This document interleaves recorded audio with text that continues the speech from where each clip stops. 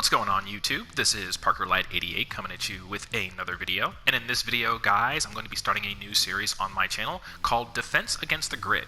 In this series of videos, what I want to do is I want to take a look at certain character matchups, and then just based off of my experience playing against certain characters, I want to try and impart to you guys some tips, tricks, and just some general strategies that you can attempt to try when you are fighting against these characters. I'm going to go ahead and say up front, I'm not an expert. Once again, this is just my personal experience playing against these characters, and I want to try and share that stuff with you guys. And of course, we're going to be starting with everyone's favorite character, the Scrubs champ, and that is Udonna. So, let's go ahead and get started. So the first thing we have to do when we talk about how to defend against a character is what kind of character is that character.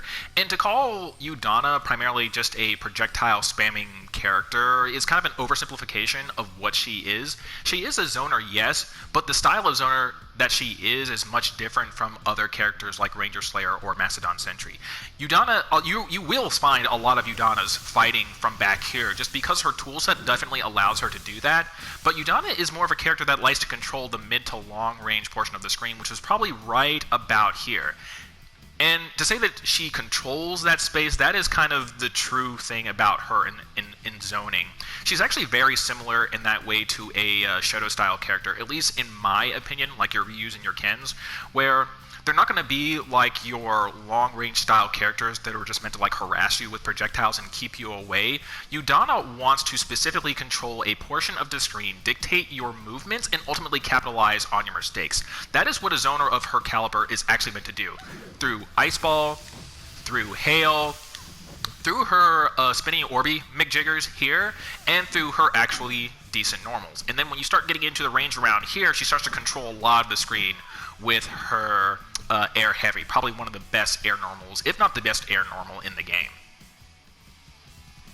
So now that we've kind of gone over what Udonna likes to do, we need to, of course, figure out how to fight against the things that Udonna likes to do. And when we talk about the things that Udonna likes to do, of course, most of the time, people are talking about this.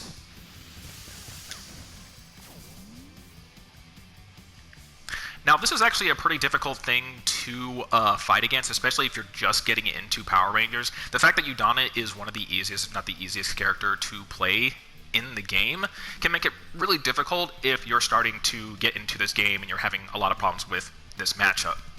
Because it's not only bad enough that her hail covers a good portion of the screen, as you guys can see right here when she does it. You see how she covers so much like of the screen where you would want to approach and get a little closer to her to attempt to combat her.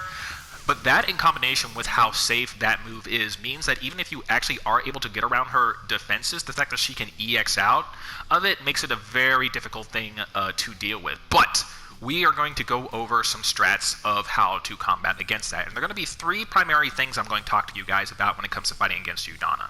So let's go ahead and start talking about those things. So the first strategy that I want to give you guys in fighting against Udonna is get underneath Udonna. As good of a move as Hail is because of its coverage and how safe that it is, it does have one weakness in it, and that is the range at which you use it. If you were playing against a newer Udonna player, who's relying too much on Hail for like approach and for retreat and stuff like that, when you get a Udonna player who uses Hail at an inopportune range, when you see them jump up in the air, you can take that moment to dash underneath them. The hail will miss its trajectory, and you can actually punish them underneath on their way down before they actually get out the EX. Now, practicing this is going to take a little bit of effort, because not only do you have to get underneath them, but you also have to hit them before the EX comes out, just because of how safe the move actually is. So, from about this range, when you see her jump up, that's when you actually want to hit the Udonna player. So that's the first strategy that I want to give you guys. And the way you want to practice, of course, is with the training dummy. What I like to do for the training dummy is I'll have the training dummy throw out a move so that I know that the move is getting ready to come so I can practice the thing that I actually want to practice. So just have the dummy do a light, then actually have it jump back, do Hail, and then EX afterwards, and then just practice that. And then once you guys are more comfortable with your movement, you should be able to deal with that situation much, much better. The next thing in that strategy, of course, is practicing your movement. Every character in this game moves different and has a movement that is best for them. For Jason, if you do his attack dash, it's a very effective means of movement for him as opposed to somebody like Daishi, where his wave dash is probably the most effective way to move about the screen with him. So with someone for like Daishi, it's going to be a little bit more difficult just because wave dashing is just a little bit more difficult. As you can see, it was tough for me right there. But as you guys can see, with a little bit of practice, you can actually get underneath Udonna that way. And that, for me, is the primary strategy that I like to incorporate in that specific matchup against Udonna. So the next couple of strategies I'm going to be talking to you guys about are going to be a little character specific, but the next strategy I want to talk to you about is outzoning the zoner. Now, you might be thinking to yourself, Parker lad, that's crazy. How can I outzone Udonna with her hail and her ice balls, but like mostly her hail, right? Well, like I mentioned before, Udonna isn't going to be a zoner in the same vein as like a Ranger Slayer or Mastodon Sentry. She has long-range zoning capabilities, yes, but there are zoners that are out there that are better than her. And if you have a character that has an air projectile or can fire something at the top of the screen where Udonna likes to be, you can take those situations to put Udonna in a disadvantageous situation. And when you actually knock her down like that, you can take those opportunities to get closer to her, so you can actually start pressuring her close up, kind of like that. So that's going to be one strategy. Make sure that you're looking at your characters and seeing which of your characters has a move that can actually combat where Udonna likes to be. And you can take those opportunities when she's at a disadvantageous situation, getting up off the ground, to make your way closer to Udonna and start applying pressure to her.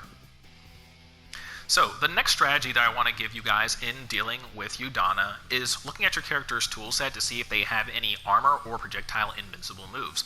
One example of this is going to be Draken's Draken Dash, the forward special. This move right here is projectile invincible, so if we actually have Udonna do hail,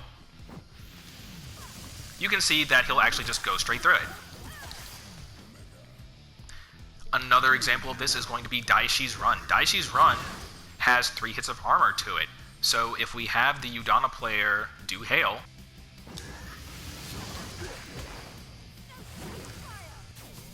you can see that he will actually be able to run through the hail. Now, as you can see, if they throw out the EX, he will get hit by it, but that's just another example of something you guys can do in order to get in against Udonna.